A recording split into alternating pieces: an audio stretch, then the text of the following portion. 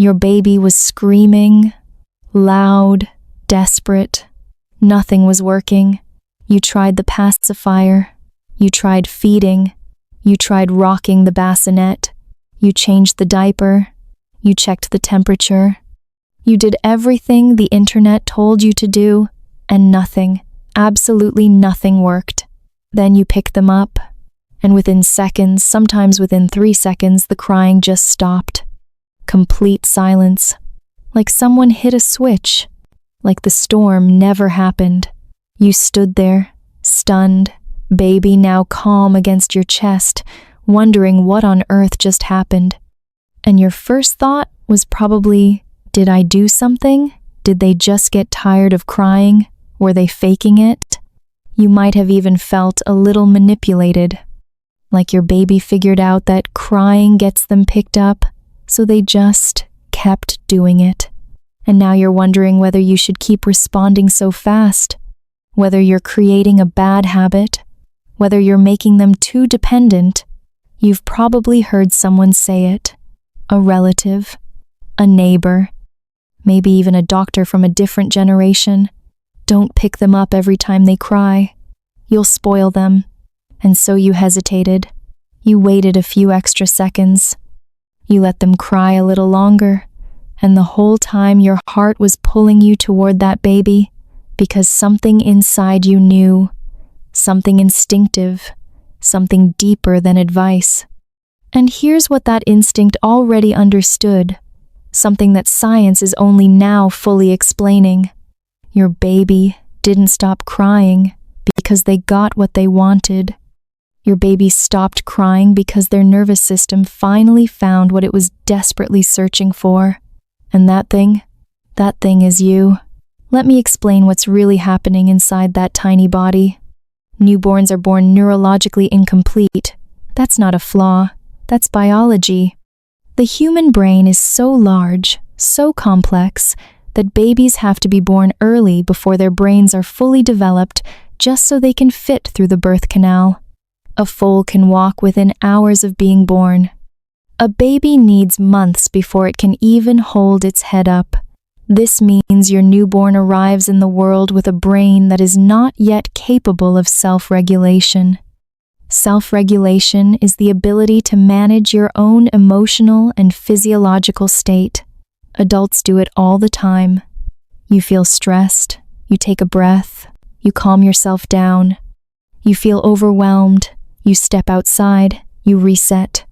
Babies cannot do this, not even close. Their prefrontal cortex, the part of the brain responsible for emotional control, is almost entirely undeveloped at birth. It won't be functional for years.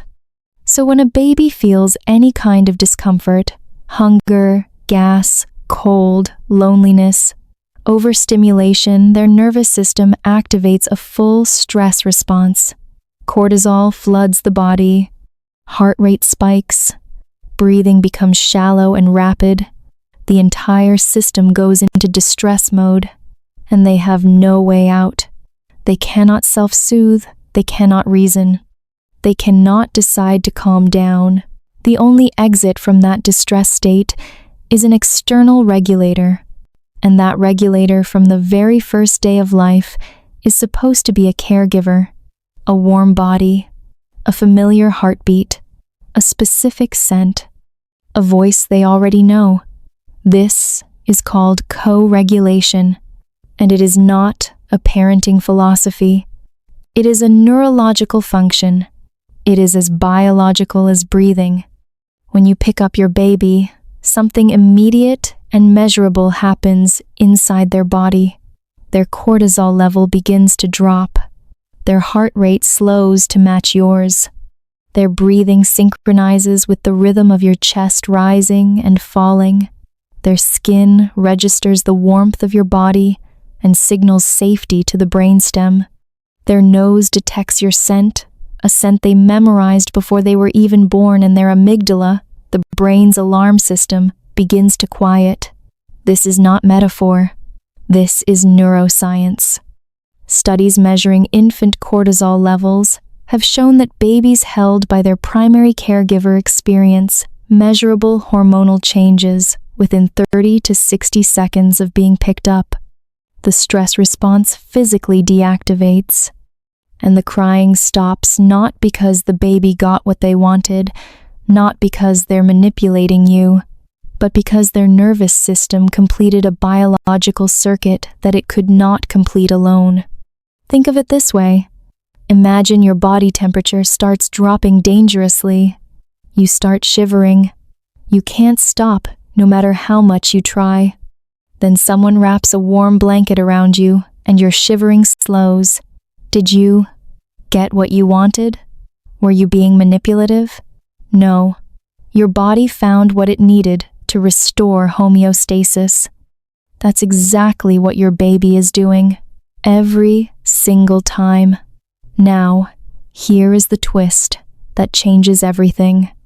Most parents think that picking up a crying baby is a response to the baby's emotion, like you're reacting to their distress. But that's not quite right. What you're actually doing is far more fundamental.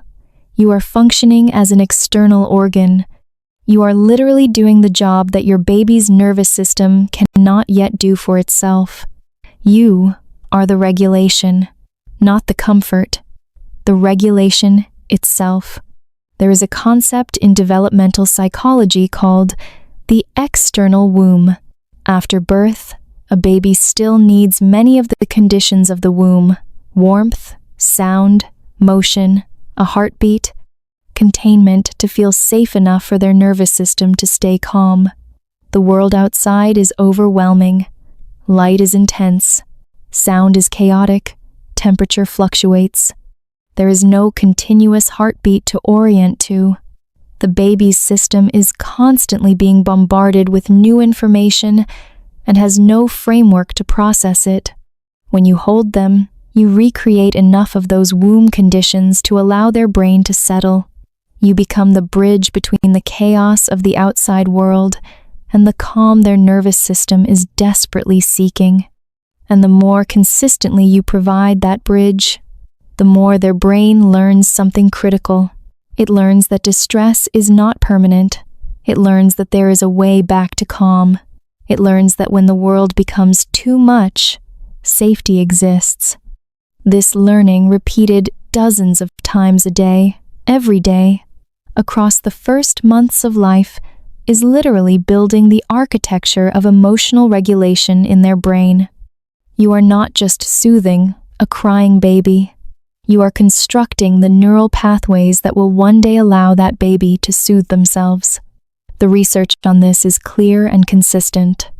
Studies on early childhood attachment show that babies whose caregivers respond consistently to distress develop stronger regulatory capacities by toddlerhood. They cry less as older infants. They recover from upsets faster. They show lower baseline cortisol levels. They are more resilient to stress. The babies who were left to self-soothe too early, before their nervous systems were developmentally ready, show the opposite pattern: higher stress hormone levels, greater difficulty recovering from emotional distress, more anxiety in novel situations, not because they were spoiled by being held, but because the neural infrastructure for self-regulation was never properly built. This is one of the most misunderstood facts in infant care. The idea that responding to a baby teaches them to cry more, that you are reinforcing the behavior, training them to demand attention, is based on a fundamental misreading of infant neurobiology. You cannot reinforce a physiological need. You cannot spoil a developing nervous system by meeting its requirements. Telling a baby to self-regulate before their brain is capable of it is like telling someone with a broken leg to walk it off. The leg cannot do what you're asking. The brain cannot do what you're asking. And the more you understand this, the more you realize that every time your baby went quiet on your chest, every time that little body relaxed, those tiny fists unclenched, That frantic breathing slowed something real was happening, something developmental, something that mattered.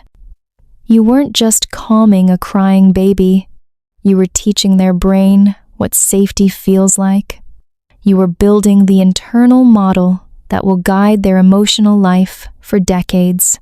You were showing their nervous system before they had words, before they had memory, before they had any conscious experience of the world, that regulation is possible, that calm exists, that they are not alone in the storm. Now there is a soft warning here that is worth knowing. If your baby does not calm when held, if the crying continues or intensifies, regardless of being picked up, regardless of being fed, regardless of all comfort attempts, and this happens consistently, not just occasionally, pay attention to that pattern. Sometimes it can point to physical discomfort, like reflux or colic, that requires a different kind of attention. And sometimes, in rare situations, it can be an early signal worth discussing with a pediatrician. Most of the time, a baby who won't calm is simply a baby who needs more time, more motion, or a different holding position. But you know your baby. Trust what feels off, because your instinct as a caregiver is also a biological system designed to read signals, and it deserves to be taken seriously too. Here is what I want you to take away from this. The next time you pick up your crying baby and they go instantly quiet, don't feel manipulated. Don't second-guess yourself. Don't wonder if you're doing something wrong by responding so quickly. What you're doing is one of the most important things a human being can do for another human being. You are being someone's nervous system. You are being the regulation they cannot generate alone. You are doing the job that evolution designed you to do, and you are doing it perfectly. Your presence is not a crutch. It is a blueprint. Every time your baby calms in your arms, their brain is taking notes, filing away the experience, building toward a future where they can hold themselves the same way you are holding them now. That future starts right here, in this moment, on your chest. If this shifted something in how you see your baby's crying, drop a comment below. Tell me what surprised you most. And if you want to understand more about what your baby is really communicating, because they are always communicating, make sure you follow along. There is so much more to decode.